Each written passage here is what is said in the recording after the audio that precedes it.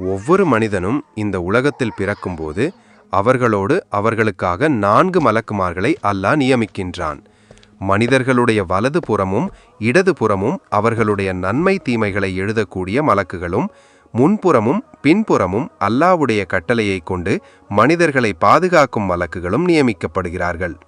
இந்த 4 மலக்குமார்களும் இரவிலும் பகலும் மாறி மாறி ஒரு மனிதனை அல்லாஹ்வுடைய கட்டளையின் பேரில் பாதுகாக்கிறார்கள்.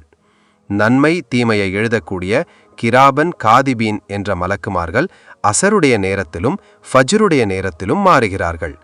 அவர்களுக்கு பதிலாக வேறு மலக்குகள் அங்கே வந்து சேருகிறார்கள். மாறுகின்ற மலக்குகள் அல்லாஹ்விடத்தில் வரும்போது அல்லாஹ் இப்படி கேட்கிறான்: நீங்கள் என்னுடைய அடியானை எந்த நிலையில் விட்டு வந்தீர்கள்? அதற்கு அந்த மலக்குகள், நாங்கள் உன்னுடைய அடியானை அசருடைய தொழுகையிலே அல்லது ஃபஜ்ருடைய தொழுகையிலே விட்டு வந்தோம் என்பதாக பதில் கொடுப்பார்கள். அதேபோல நம்மை ஆபத்துகளிலிருந்து பாதுகாப்பதற்காக அல்லாஹ் 2 மலக்குமார்களை நியமித்திருக்கின்றான். அவர்கள் நமக்கு வரும் ஆபத்திலிருந்து நம்மை அல்லாஹ்வுடைய கட்டளைக்கு இணங்க பாதுகாக்கிறார்கள். மனிதர்களை பாதுகாப்பதை பற்றி அல்லாஹ்வின் செயல்பாடுகள் எப்படிப்பட்டது என்பதை சிந்திப்பதற்கு எல்லையே கிடையாது.